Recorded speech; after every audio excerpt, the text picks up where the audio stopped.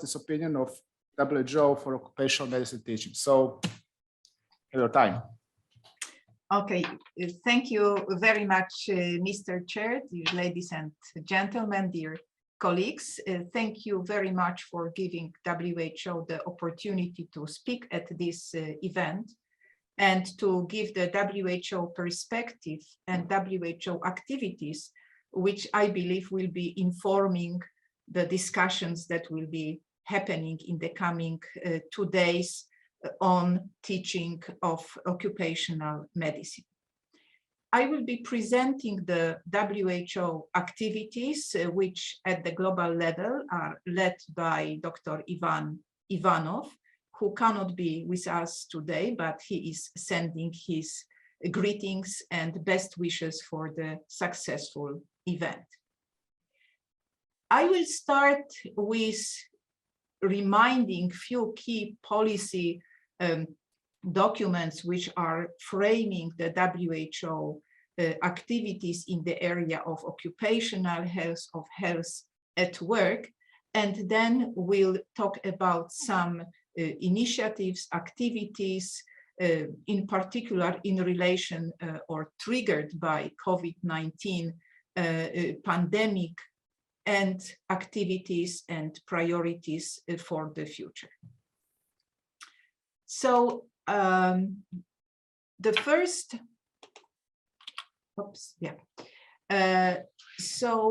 the first I would like to refer to the resolution of the World Health Assembly from 2007 and to stress 3 points. One, the urgency for member states to develop activities at a national level, policies and plans for workers' health, to ensure full coverage of all workers, and to do this to strengthen and to build capacities, both institutional and human, that would be capable of dealing with the special needs of the working population.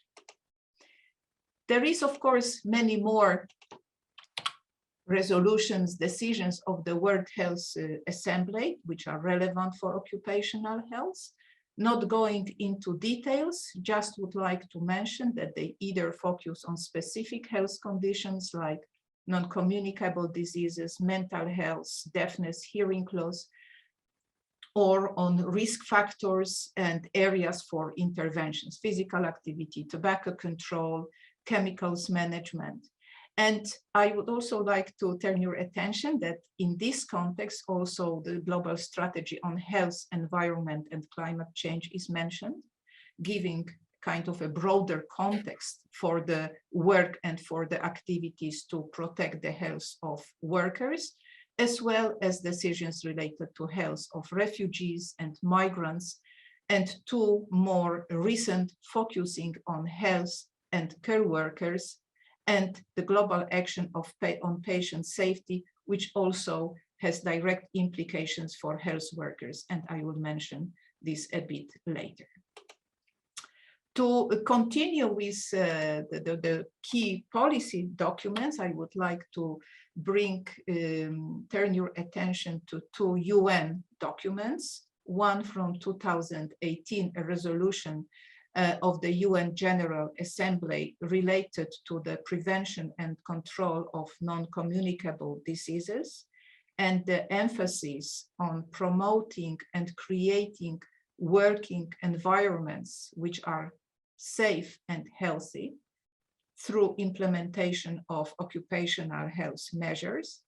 And this resolution is also inviting the private sector to be involved also to strengthen commitments and contributions to the efforts undertaken at the national level to tackle the challenge of non-communicable diseases, focusing on working environments. And last but not least, the resolution of the UN General Assembly related to universal health coverage. The thing that has not yet been achieved, but of course, achievement of universal health coverage is priority also for WHO. It's also one of the priorities of the current global program of work of WHO.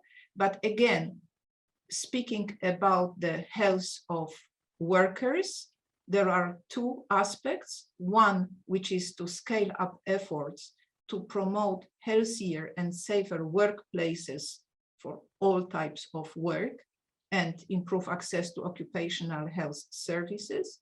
And the other point, which is focusing on health workers to protect them from the whole range of disadvantages and harmful practices, and also to promote good, safe working environment for them, taking into account both physical and mental health of health workers.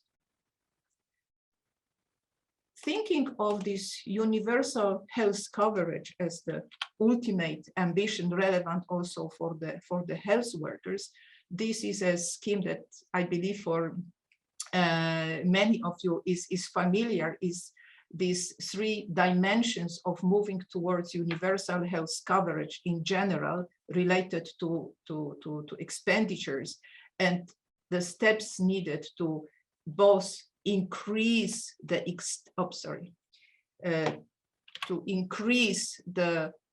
the breadth of the services, and thinking of workers, this would mean who would be covered. So to be inclusive and to really cover all workers, people and engaged in informal sectors, farmers, migrants, small and medium enterprises, etc. It's also the dimension of the extent of the depth of the services and interventions provided, from the basic ones to case management, health promotion, and this dimension of the costs, reducing the share of the cost to be incurred by the workers in relation to cost of occupational health care, the benefits, etc. So these are the framings of the work of the WHO, and the strategy to scale up the coverage, the health coverage for workers, evolves around, on one hand, facilitating and enabling primary care to address the health of workers. On the other hand, to scale up occupational health services and to look into the health financing.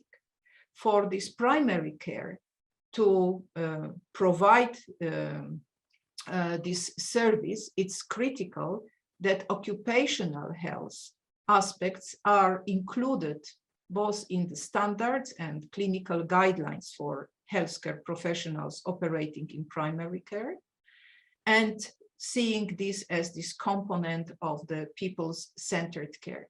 When we talk about professional occupational health services, they need to provide this specialized support to primary care, with this taking into account the dimension of quality, effectiveness, and outreach, and to be well integrated in local health networks to allow seamless interaction and sharing of information and advice. And again, the financing towards ensuring this universal health coverage.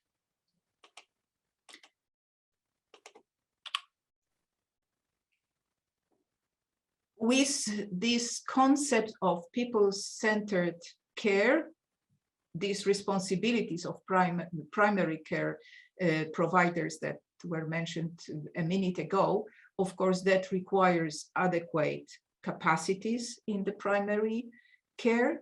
It requires this strong networking and communication between occupational health services and primary cares, and also this aspect of empowering and supporting both individuals and work communities. And that requires also some new additional skills from the health professionals delivering it, to be able to empower, engage, and involve individuals and communities that they are serving. So with this overview of the documents that are framing the work of the WHO and the take of WHO on health of workers, you can say that these current activities of WHO, they are evolving around, on one hand, developing healthy, safe, and resilient workplaces for all. There is a group of activities focusing on health workers, on protecting their occupational health and safety. These efforts towards universal health coverage, so expanding health coverage, and a dedicated work undertaken jointly with ILO on quantifying the burden of disease and injuries.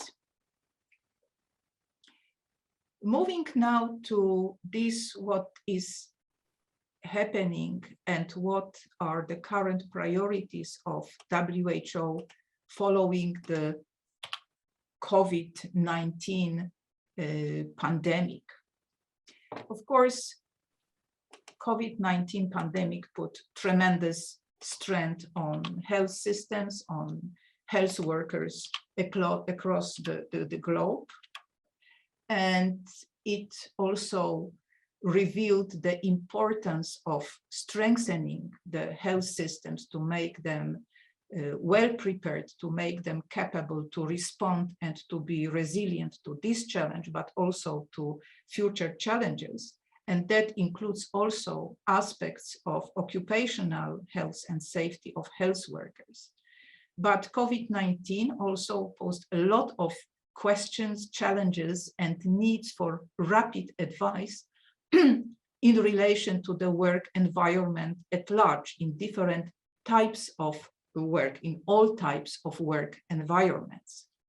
Responding to this and working in partnerships, mainly with ILO, WHO has been developing a series of resources targeting health workers, emergency responders, but also resources applicable and useful for people operating in different work environments and involved in different work activities. Just one example is a piece of advice related to teleworking, the new modus operandi for many people that were thrown abruptly to this new working environment, and seeing the benefits and in fact sometimes the only viability for some businesses to survive. Piece of advice also related to this as a workplace was needed and was delivered. I would like to mention one example of application of using these resources for capacity building activities, since this was the activity taken place in Europe, a sub-regional project that we have been implementing, building on these resources developed by WHO and ILO, efforts to strengthen resilience of health workers in Southeastern Europe. The project had a sub-regional nature, being implemented through the SEE network on workers' health in 7 countries, coordinated by the Institute of Occupational Health in Skopje, North Macedonia, led by Professor Jovanka Bislimowska. And I believe there are several colleagues involved in this project present at the school. And I mention it because this is also an example of how important it is to create opportunities and conditions for sustained education and capacity building to timely absorb and apply new information, new guidance that is being developed. And this is this has been done in the context of COVID, benefiting from the existence of the professional network, and the fact that more than 1,600 health professionals participated reflected also interest and need. But I believe this is also something that might be discussed in the context of education and teaching, how to create established platforms, mechanisms that would facilitate capacity building activities in the professionals.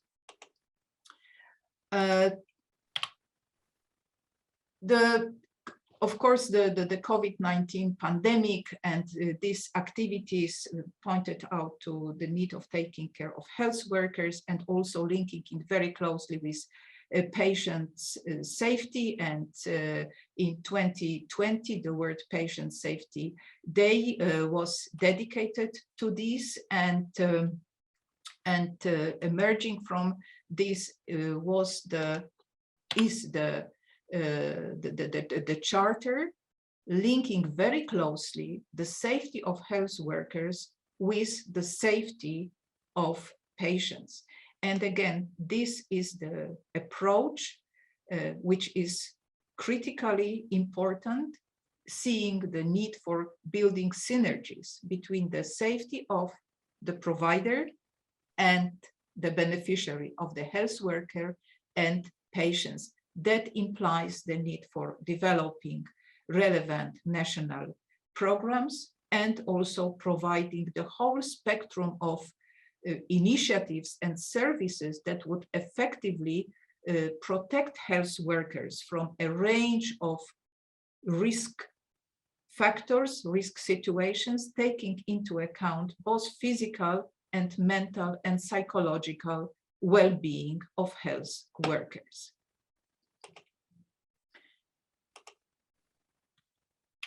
Another recent development has been the development of a WHO and ILO framework for National Occupational Health Program, again, focusing on health workers. And this framework has these 13 domains, and not going into the details, of course, but implementation of those requires well-trained occupational health professionals capable to deliver on those tasks. I would like in this context to mention that in addition to this, you can say classical occupational health and safety aspects, also this dimension of environmental conditions in the workplace. So this environmental hygiene, handling of healthcare waste, water, sanitation and hygiene, sanitation and cleaning is extremely important. And this is explicit in the context of this particular framework, and needs to be able to implement interventions to meet these requirements. But this is also going a bit broader, because that implies also the need for building capacities and skills in health professionals to be ready to build their resilience to emergencies also related to climate change, to environmental emergencies, not only to emergencies related, for example, with COVID, but also those that are related to the global environmental change and climate change. While we are still not completely over with the COVID-19 pandemic, there is already a lot of discussion and actions and analysis and of the lessons learned, how to construct the future, how to recover from the COVID-19 pandemic. And it is apparent that it's not possible to continue business as usual, that also from the public health perspective, this recovery, this future development needs to be different. It needs to be more green, more equitable. And these reflections, these provisions have been included in a kind of WHO manifesto for a healthy recovery from COVID-19, giving emphasis to the need of ensuring essential services, taking care of the environment, more sustainable development of cities. And in the context of the people who are working, in the context of creating health, safe and resilient workplaces, this manifesto is containing some key conditions for this healthy and green recovery, meaning that we really need policies to ensure health and safety at work, again, for all. More prominently is featuring this aspect of integrating occupational health into this One Health, so linking plant, animal, and human health, and how to really address this connection. Again, reiterating this need for universal health coverage and providing services for all in an equitable manner, and taking care of healthier, safer workplaces and taking care of people's well-being at work, and enhancing resilience of all workplaces to public health emergencies and threats also related, for example, to climate change. And of course, that is this is a major undertaking, but also the stakes are quite high, keeping in mind the estimated burden and these estimates that every year work-related diseases and injuries are killing more than 2 million people. This broader thinking and consideration of ensuring health and well-being also in the context of work is also featuring in the new so-called Geneva Charter for Well-being. This is a product of the conference organized as the anniversary and building on this Ottawa Charter for Health Promotion. And there are 5 key areas of action identified for creating well-being societies, again, giving emphasis to the need of sustaining the environment, the ecosystems in which we function, but designing equitable economy that serves human development within the limits. Behind it are decent, equitable, good working conditions. Again, achievement of universal health coverage and addressing the impacts of digital transformation. This is also something very relevant in the context of occupational health of workers, how to catch up with this new and respond and be well prepared to these new challenges. And one of the examples of those might be even teleworking. I mentioned when the COVID started, this public health advice on how to organize good teleworking. And teleworking is with us and will stay with us, and it can deliver a lot of benefits for individual health, for societies, for economy. However, it needs to be well planned, well designed, and really serving the workers. This also creates new challenges in how to deliver services, occupational health and safety services, and to address, or at least to identify some of those issues and provide some guidance. WHO and ILO prepared a technical brief on the principles on healthy and safe telework. And again, thinking of the main theme of this school, teaching occupational medicine, this is also, I believe, one of the aspects to be considered, how to incorporate these new emerging challenges and prepare health professionals to respond to them. Another challenge that we are facing is the issue of the long working hours, most likely the reality of all attending the school. But again, how to share this information and how to make sure that this type of knowledge gets across, that it also comes up in a conversation with patients and is subject of some preventive measures. And finally, I would like to mention another issue, which is mental health at work.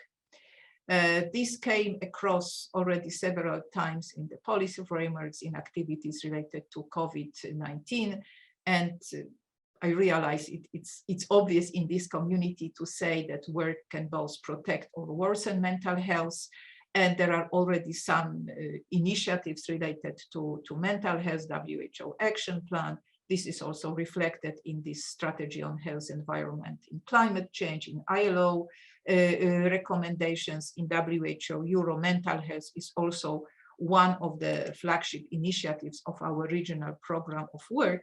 And I am pleased to inform that in a month's time, on 28th of September, WHO will release the guidelines on mental health at work, and this will be accompanied by a WHO ILO mental health at work policy brief, focusing on interventions. So hopefully this is something that will be useful for professionals of today, and will also be part of future strengthening of capacities of health professionals. And finally, building on all these activities, I would like to outline the priorities of WHO work for these coming 2 years. In fact, it's kind of a summary of this, what was presented until now. So there are, in fact, the blocks of activities focusing on health workers. So the development, implementation of programs to support occupational health and safety of health workers, the cluster of activities to scale up these ongoing efforts to develop healthy, safe, and resilient workplaces in a very inclusive manner, and building on the work done in the last years on these joint WHO ILO estimates of the work-related burden of disease injury, to expand this work to other risk factors and other health outcomes.